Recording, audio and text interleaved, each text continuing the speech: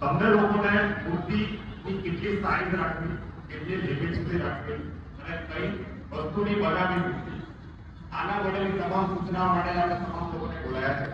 અને આ જે આખો ગણેશ ઉત્સવ છે એ ઉત્સવની જે રીતે તમે જે રીતે ઉત્સવ કરી શકો હવે બી એમાં સહભાગી થશો. ઘણી વખત તમે લોકો જોતા હો કે પોલીસની આરતીના હાજર હોય છે, તમારા દરેક મંડળોમાં વિઝિટ અમે કરતા હોઈએ છીએ. રેગ્યુલર આવીને અમે હાજર હોઈએ છીએ તમારી લોકો જોડે. એ તમારી સેફટી માટે અને ઉત્સવ શાંતિપૂર્ણ પૂર્ણ થાય એના માટે હોય.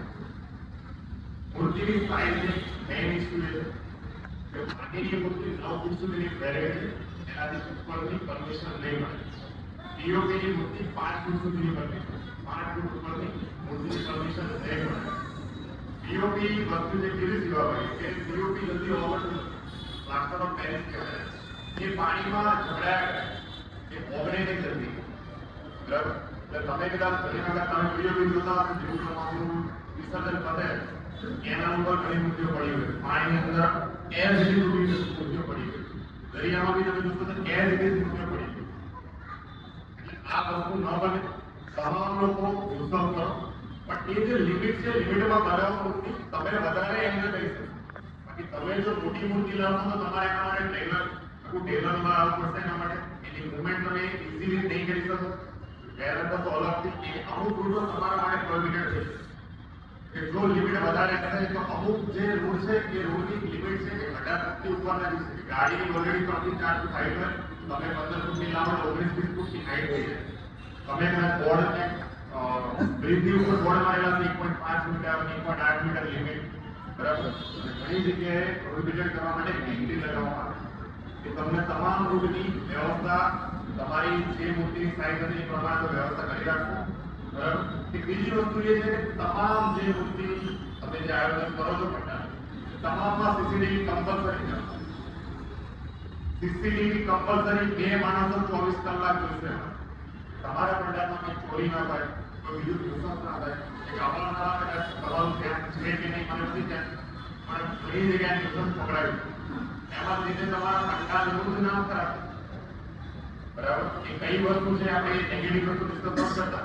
પણ હું નથી માનતો કે હવે આ વખતે કોઈ તમે ઈચ્છો કે તમારા પંડાલમાંથી આ વસ્તુ થઈ કોઈ કમ્પ્લેન આવી કે સાહેબ આવું કરે છે પંડાલમાં બેઠા બેઠા. બરાબર? એટલે એ બે મેન વસ્તુ છે. એક 24 કલાક માણસો તમારા હાજર એ વસ્તુ છે કે તમારી કેવી વ્યવસ્થા હોય છે અને કેમેરા કમ્પ્લેટ ચાલુ હોય, સીસીટીવી, બે વસ્તુ છે. પંડાલ ઘણા મોટા બનાવવા તમારી સોસાયટીની અંદરના પંડાલો છે તો એમાં કઈ ઇસ્યુ આવશે નહીં. પણ ઘણા આપણા મોટા ભાગના પંડાલો છે, મોટા પંડાલો છે એ તમામ રોડ ઉપર બને. માની લો કે 10 ફૂટનો રોડ છે એમાં 5 ફૂટમાં જો પંડાલ બની ગયું, તમે માની લો કે અડધો રોડ આખો બ્લોક થઈ ગયો કે 10 થી 15 દિવસ કદાચ પંડાલો બનવાના ચાલુ થઈ ગયા. જગ્યાઓ વેરીફાઈ કરીને પંડાલો જગ્યા બનતા જાય, વર્ષોથી ત્યાં ચાલવાના છે. એટલે એ જે ફરવું કે જેવું તમારો વિસર્જન પતે એના 1 સ્પોટ 24 કલાકની અંદર પંડાલ તમારે રિમૂવ કરી દેવાનું. તમામને સૂચના છે કે તમામ જે બી તમે ગણપતિ લાવો એ ગણપતિનું રજીસ્ટ્રેશન ફરજિયાત કરવાનું. On the spot B registration થાય છે. એપ્લિકેશનની માહિતી તમને જ્યારે તમે કરશો ત્યારે અમારા પોલીસ તરફથી તમને સૂચના આપવામાં આવશે. બરાબર? ગણેશ સમિતિની જે એપ્લિકેશનમાં કેવી રીતે કરવું એની તમામ વસ્તુઓ લાઈન ટુ લાઈન તમને સમજાવવામાં આવશે. એની ચિંતા નહીં કરવી. બીજી વસ્તુ કે મૂર્તિના અમુક લોકો હાઈટ કરતા નીચેનું પ્લેટફોર્મ બહુ મોટું બનાવે. એ પ્લેટફોર્મ એન્ડ ટાઈમે જ્યારે વિસર્જન હોય ત્યારે તમારે કટ કરવું પડે. એટલે કે હાઈટ ઓલરેડી તમે મૂર્તિની સાઈઝ 10 ફૂટ હોય એટલે તમે એનું જે પ્લેટફોર્મ છે 5 ફૂટ રાખો તો 15 ફૂટની પૂરી થઈ જાય. એ વસ્તુ ના થાય કે પ્લેટફોર્મ એવું લાગો કે તમે એને રિમૂવ કરી શકો. તમે ડિસાઈડ કરો છો કે જે પ્લેટફોર્મ આટલું નાખવું છે એ વસ્તુ સ્પેસિફાઈ રાખજો. કાં તો તમે ખુદ એને રિમૂવ કરી શકો અને મૂર્તિ તમે ટેલરમાં ટ્રેક્ટરમાં કે ટેક્ટરમાં ફોર વ્હીલરમાં તમે લઈ જવાના એમાં મૂકી શકો. બીજી વસ્તુ આપણા વિસ્તારમાં 2 કૃત્રિમ તળાવ બનાવવામાં આવે છે. એક ભારતીય સ્કૂલની સામે અને બીજું રાજ ટેક્સટાઇલની બાજુમાં. આ તમામ આ બંને મુસ્લિમોમાં એક ખાડો ખોદીને બનાવવામાં આવે છે. એની લિમિટ એ રીતની છે કે તમે એમાં અમુક હદ સુધીની મૂર્તિઓ મૂકી શકો, પછી એની લિમિટ પૂરી થઈ જાય. પછી ત્યાં સુધી એટલે કે ટ્રેક્ટર કામ બીજા કોઈ મિલી કામ બધાને ખ્યાલ રહે તમે બધા ઘર માટેની નાની નાની મૂર્તિ લાવો છો, મોટા મોટા છે એ તમામ મૂર્તિઓ માટીની લાવો, ઘરે વિસર્જન કરો. અમારા પોલિટિશિયનની મૂર્તિ અમે જાતે અમારા ત્યાં એટલે ભક્તિ આ ઉત્સવ છે દેખાડાનો વિષય નથી.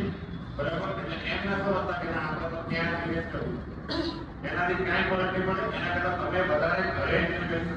તમે માનો કે સોસાયટીમાં રાખી નાની તમે ત્યાં વધારે ઇન્વેસ્ટ કરો. તળાવમાં ક્યાં આવશો તમે ભીડ જોશો તમે ત્યારે ક્યાં આવશે ને કેટલી પબ્લિક હેરાન થશે. બરાબર, તમારા મિસ્ટર ત્યાં આવવું પડશે. ત્યાં મૂકીને એથી તમારું વિસર્જન તમે સાથે નહીં જોઈ શકો. જે મૂર્તિ અંદર જતી રહેશે પછી તમારે એ વસ્તુને ફરીથી નહીં જોઈ શકો. એટલે મેન વસ્તુ એ કહું છું તમને કે તમામ મૂર્તિઓ જે તમારી જે છે નાની એ તમે ઘરે વિસર્જન કરો. બરાબર, અને બીજી કોઈ બી તકલીફ હોય તમને વિસર્જન કે સ્થાપના બાબતે એના માટે 24 કલાક કાઢી છે. તમને કોઈ બી તકલીફ પડે એના માટે 24 કલાક આપે છે. સમજાય છે? તો ખાલી આટલી એક રિક્વેસ્ટ છે તમારું છે કે ગણપતિનો ઉત્સવ છે એક ઉત્સવની રીતે લઈએ અને એક સારી રીતે એક પોઝિટિવ એનર્જી આપણે તમામમાં આવે અને તમામની આપણી જે મનોકામના જેના લીધે આપણે આ બધું કરતા હોઈએ કે આપણે એક ભક્તિ કરતા હોઈએ, આપણી જે આ આરાધના જે છે બધું તમામ વસ્તુ આપણે કરતા હોઈએ એનું એક પોઝિટિવ આપણને રિઝલ્ટ મળે. એ વસ્તુ થાય ના કે બીજા કોઈ નુકસાન થાય. આપણે કોઈ ખોટી રીતે લાઇમલાઇટમાં કોઈ મતલબ નથી. ખોટા તમે અમારે તમને પૂછવું પડશે આ કેસ અંદર શું ઘણી બધી વખતે જે ત્રિશુલની વાત કરી કે ત્રિશુલ ઉપર હાઈ ટેન્શન લાઈનના લીધે ખેંચાઈ ગયું અને કદાચ તમે ડીજેના કે કિસ્સા વાંચ્યા હોય તો ખ્યાલ નહીં પણ ઘણી જગ્યાએ ગુજરાતી વાત કરું ડીજેમાં શોર્ટ સર્કિટના લીધે 4 થી 5 મૃત્યુ થઈ ચૂકેલા છે. એ વસ્તુમાં ક્યાંક આપણો પરિવારનો કોઈ બાળક છે તો કે આપણી આજુબાજુના આપણા સમાજનો કોઈ વ્યક્તિ એનો ભોગ ના બને. એટલે જે બી તમે ઉત્સવ કરો છો, જે બી તમે આગમન કરો છો, ત્યારે જે બી સેલિબ્રેશન કરો છો એની એક વસ્તુ સિક્યુરિટીના પર્પઝથી એકવાર વિચારજો. ના ખ્યાલ આવે તો અમે છીએ હાજર. અમને પૂછો કે સર આ રીતનું આયોજન છે તો અમે કઈ રીતે કરીશું. તો બને ત્યાં સુધી નાના વ્હીકલ લાવો. નાના વ્હીકલ લાવો તો ઇઝી એ પડશે કે તમારે મૂવમેન્ટ ઇઝી પડશે. રોડ ઉપર તમારે કોઈ જગ્યાએ કોઈ ટ્રાફિક નહીં તમે તમારું સેલિબ્રેશન ચાલુ રાખી શકશો. બાકી મેન વસ્તુ શું હશે હું તમને જણાવું કે જેવું તમે માનો કે મહારાષ્ટ્ર તરફથી આગળ આવ્યા મોટું વ્હીકલ છે એટલે 4 રસ્તા જામ થશે. તમને આગળ તમે જેવા આગળ વધતા જશો એટલે પાછળ આખી લાઈન લાગી એટલે શું થશે પોલીસને જાણ કરશે બધા કે મહારાષ્ટ્ર તરફ જામ છે. એટલે અમે આને શું કરશું તમને બધા પૂછ કરે કે તમારી જગ્યાએ પર ટાઈમ ઘટી જશે તમારો. તમને પ્રોપર ટાઈમ નહીં મળે. બરાબર, તમે જે ટાઈમ વિચારીને બેઠા છો કે અમે શાંતિથી જઈશું, નાસ્તા જઈશું, મોજની કરતા જઈશું. બરાબર, અમારું જે પંડાલ છે ત્યાં સુધી પણ જેવું ટ્રાફિકની પ્રોબ્લેમ આવી એટલે તમામ અમે પોલીસ તંત્ર એક જ કામમાં લાગી ગયું કે ટ્રાફિક ક્લિયર કરો. તમારે જે પંડાલમાં જે કરવું કરી શકો પણ આ રોડ ક્લિયર કરો એટલે તમે લોકો એન્જોય નહીં કરી શકો. 15 દિવસ અઠવાડિયું પહેલા કેટલા દિવસો છે એક્ઝામ બધા અઠવાડિયું 13 તારીખે સાતમા છે 14 તારીખે તો આપણે માની ચાલીએ બીજા વીકમાં તમામ લોકો મોટી લાગે તમારું જે આગમન જે દિવસે હોય આગમનની જાણ અમને કરો કે અમારો આ રૂટ રહેશે આ જગ્યાએ ચાલુ કરશું અને આ જગ્યાએ પંડાલ સુધી આવશું. બરાબર, તો અમને વ્યવસ્થાના ભાગરૂપે અમને ખબર પડે કે આ જગ્યાએ ચાલતો ટ્રાફિક જામ થઈ શકે તે પ્રમાણે આપણે બંદોબસ્ત કરી શકીએ. તમને અમારે તમને કંઈ ના દેવું પડે. તમે તમારી રીતે એન્જોય કરી શકો.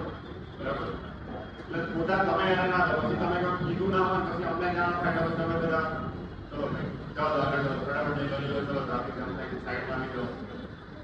અમારે તમને ઇન્ટરફેર ના કરવા પડે. તમે તમારી રીતે સમજીને તમારી પોતાની જવાબદારી કે આપણો ઘરનો પ્રસંગ હોય તો આપણે કેટલી જવાબદારી લઈ કરતા હોઈએ કે આ વ્યવસ્થા થઈ ગઈ કે બીજી વ્યવસ્થા થઈ ગઈ કે તમે આ જે વ્યવસ્થાના ભાગરૂપે જે તમે કરી રહ્યા છો બરાબર એક ભક્તિના ભાગરૂપે એ વસ્તુની તમામની જવાબદારીઓ તમારી એટલી રિસ્પોન્સિબિલિટી હોવી જોઈએ. તમામ સ્થાપનની વાત કે તમામ તમારા પંડાલમાં જે બી વસ્તુ કરવાના છો તમે જે બી સેલિબ્રેશન કરવાના છો રોડ પર આવવાના છો બીજા લોકોને તકલીફ પડવાની છે કે જે છે એની તમામ માહિતી તમારી હોવી જોઈએ. તમામ વ્યવસ્થા તમારે કરવાની.